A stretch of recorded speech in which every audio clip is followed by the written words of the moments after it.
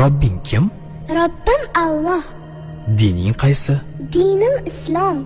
Payg'ambaring kim? Payg'ambarim Muhammad sallallohu alayhi vasallam. Kitobing qaysi?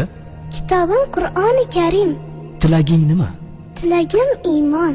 Qiblang qaysi? Qiblam Ka'batulloh. Millating qaysi? Ibrohim Halilulloh millatidanman. Kimning mazhabidansan? Imom Azam Abu Hanifa mazhabi. Do'stlaring kim? Do'stlarim chahor yorlar. Ular kimlar? Abu Bakr Siddiq, Hazrati Umar, Hazrati Usmon, Hazrati Alidir.